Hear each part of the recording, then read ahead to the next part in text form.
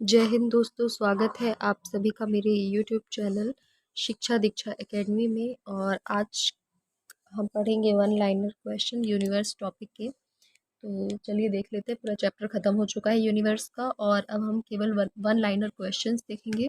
सबसे एक एक पॉइंट हम लोग अच्छे से देखते हुए चलेंगे और समझते हुए चलेंगे। सबसे पहला पॉइंट हमें बोल रहा है, सूर्य, उसके 8 ग्रह, विभिन्न उपग्रह और अनगिनत आकाशीय पिंडों जैसे क्षुद्र ग्रह, धूमकेतु एवं उल्काओं के संपन्न व्यवस्था को सौर प्रणाली कहते हैं। मतलब ये सौर प्रणाली की डिफिनेशन बता रहा है कि सूर्य जो है उसके 8 ग्रह जो है, जो हम पढ़ चुके हैं, उसके उपग्रह और बहुत सारे आकाशीय पिंड होते हैं, वो सब हमने पढ़े। क्षुद्र ग्रह पढ़ा, धूमकेतु पढ़ा, उल्काएं पढ़ा। तो इसकी जो एक पूरी संपन्न व्यवस्था है, मतलब सारी चीज़ों को जब हम एक साथ बोलते हैं तो उसे हम सौर प्रणाली बोलते हैं। सूर्य के बारे में भी हमें पता होना चाहिए कि सूर्य क्या होता है। एक तारा होता है और हमें उसका व्यास पता होना चाहिए कि सूर्य का व्यास कितना होता है। तो सूर्य का व्यास पृथ्वी के व्यास का लगभग 100 गुना होता है, मतलब बहुत बड़ा है। ठीक है। सूर्य के नाभिक का जो ताप होता है वो 2 × 10⁻⁷ केल्विन होता है। ठीक है।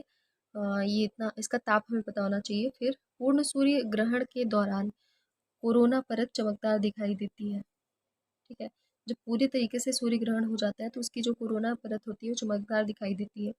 वे ग्रह जिनकी संरचना पृथ्वी के समान है वे पार्थिव यानी टेरेस्ट्रियल ग्रह कहलाते हैं।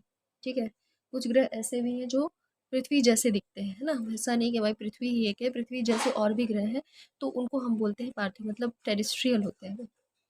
ठीक है। वे ग्रह जिनकी संरचना बृहस्पति मतलब जुपिटर के समान है वो जोवियन ग्रह कहलाते हैं। ठीक है। कुछ ग्रह ऐसे भी हो सकते हैं जो बृहस्पति के समान हो। हमें पता है बृहस्पति क्या है। बृहस्पति जुपिटर जो है वो सबसे बड़ा ग्रह है।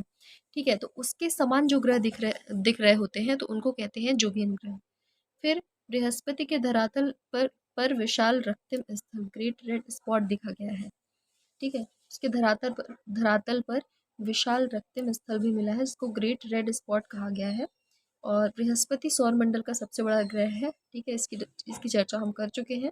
फिर बुध सूर्य के सबसे निकट एवं सौरमंडल का सबसे छोटा ग्रह है। ठीक है। ये हमें पता होना चाहिए कि सूर्य के सबसे निकट कौन सा ग्रह है। तो हमें पता होना चाहिए कि वो कौन सा है, बुध ग्रह है।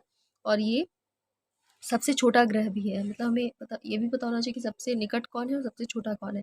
सबसे निकट बुध है और सबसे निकट और सबसे छोटा जो है वो भी क्या है, बुध ग्रह है। इसके बाद हम बात करते हैं शनि ग्रह की। शनि ग्रह जो है वो एकमात्र ऐसा ग्रह है जिस पर स्पष्ट और सुदर्शन वलय प्रणाली है। ठीक है। और सबसे बड़े ज्ञात क्षुद्र ग्रह का नाम हमें पता है कि सबसे बड़ा जो ज्ञात क्षुद्र ग्रह है वो सेरेस है। और 76 वर्षों के अंतराल पर दिखाई देने वाले धूमकेतु पुच्छल तारे का नाम हेली हेली धूमकेतु है। मतलब 76 वर्षों के अंतराल पर ये दिखाई देता है, हेली धूमकेतु।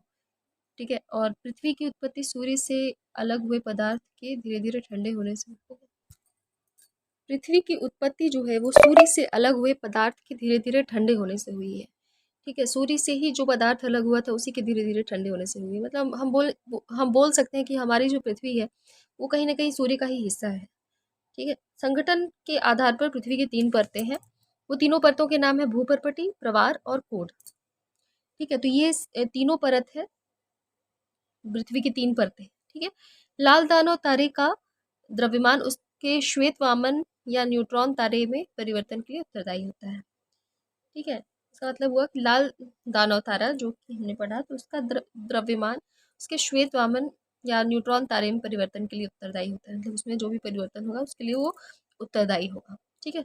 कि ब्रह्मांड में निहारिकाओं की संख्या हमें पता होना चाहिए, तो ये 10⁻11 की कोटि होती है। ठीक है। तो ये हमारा जो टॉपिक है आज ख़त्म हो गया, पूरा चैप्टर हमारा चैप्टर फर्स्ट जो कि यूनिवर्स का था। और अगले वीडियो में हम लोग शुरू करेंगे स्पेस एक्सप्लोरेशन। और अगर आपको ये वीडियो आज का पसंद आया हो तो प्लीज़ इसे लाइक कर दीजिए, सब्सक्राइब कर दीजिए और शेयर कर दीजिए। और अगर आगे भी आप मेरी वीडियोस देखना चाहते हैं तो प्लीज़ साइड के बेल आइकॉन पे क्लिक कर दीजिए। Thank you.